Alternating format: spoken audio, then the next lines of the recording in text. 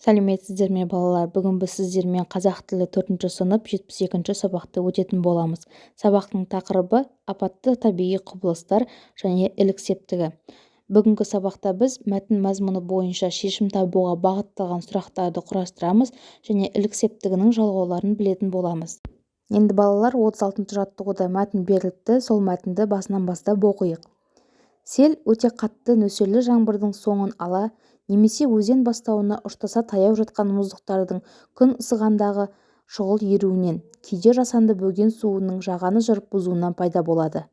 Таудан құлаған лайлы тасты тасқынның жылдамдығы секундына шамамен 5-10 метрге дейін жетеді. Екпіндей аққан сел тасқыны салмағы бірнеше тонналық тастарды домалатумен бірге діңіне адам құшағы жетпейтін биік ағаштарды тамырымен қоса жұлып әкетеді. Сел тасқыны тау бөктерлеріне таяу орналасқан елді мекендер үшін өте қауіпті. Сел апатынан қорғану үшін қауіпті жерлерге арна, көпір, су бөгендері салынып, тау беткейлеріне қар ұстайтын ағаштар отырғызылады. Алматыда арнайы сел тасқынын бақылау станциясы жұмыс істейді. Оның бақылау пункттері селдің жүру ықтималдығы мен су тасқыны жөнінде Алматы мен оның төңірегіндегі елді мекендерге хабар беріп отырады. Келесі балалар, бізге мәтін бойынша сұрақтар беріліпті. Ең бірінші сұрақ мәтін мазмұны бойынша бір-біріңе сұрақ қойыңдар дейді.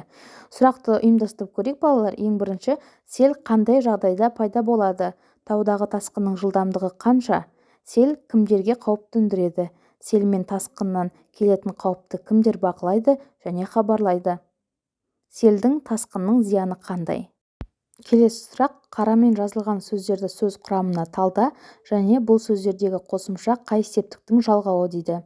Бізде қарамен жазылған 3 сөз бар. Мұздықтардың, тасқынның, селдің. Мұздықтардың түбірі мұздық бұл жұрнақ. Мұздықтар, тар көптік жалғауы, дың ілік септігінің жалғауы. Ненің? Мұздықтардың. Одан кейін тасқынның түбірі тасқын, ның ілік септігінің жалғауы. Селдің түбірі сел, дің ілік септігінің жалғауы. Енді балалар, бізге ереже беріліпті. Бұл ережені есте сақтаңдар. Яғни ілік септігі туралы. Ілік септігіндегі зат есімдер кімнің, ненің, кімдердің, нелердің деген сұрақтарға жауап береді. Ілік септігіндегі атау септіктегі сөзге ның-ның, дің-дің, тың-тің жалғаулары жалғану арқылы жасалады.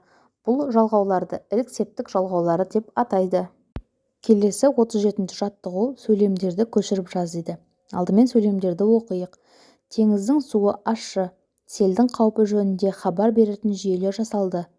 Көмекке ауылдың адамдары келді, күннің ыстығынан қатты шөлдедім дейді. Енді осы сөйлем бойынша ілік септігіндегі сөздерді тап, олардың сөйлемде қандай мүше болып тұрғанын айт дейді.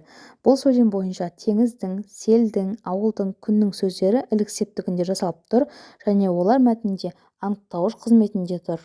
Келесі бізде 38-ші жаттығу. Берілген сөздер ілік септігінде тұратындай етіп 3 сөйлем құрап жаз. Жаңбыр, сел, тасқын. Және сызбаны пайдаланып пікіріңді дәлелдей білуге үйрен дейді. Яғни ол ілік септігінде қандай жұрнақ бойынша жалғанып тұр және сөйлемде қандай мүше болып тұрғанын айтуымыз керек. Ең бірінші бізде жаңбыр сөзі. Жаңбырдың жауғанына көп болған жоқ. Бұл жерде жаңбырдың. Не жаңбыр түбірі дың ілік септігінің жалғауы. Ненің? Жаңбырдың. Одан кейін селдің салдарынан кейбір аймақтарда төтенше жағдай жарияланды.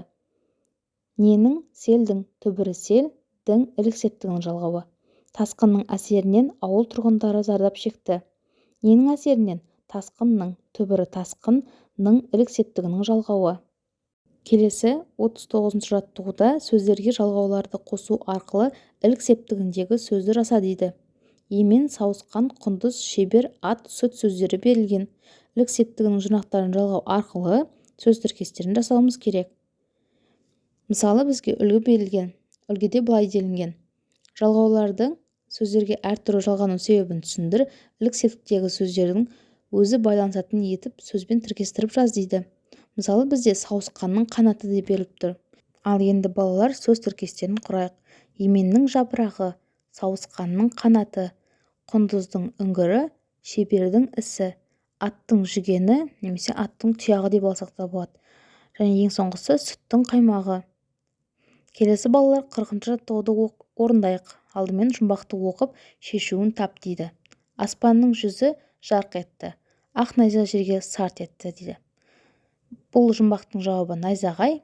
Енді осы жұмбақ бойынша ілік септігіндегі сөзді тауып, қай сөзбен байланысып тұрғанын көрсет дейді. Ілік септігінде байланысып тұрған сөз аспанның жүзі. Яғни бұл жердегі ілік септігіндегі сөз аспанның. Ненің жүзі? Аспанның жүзі.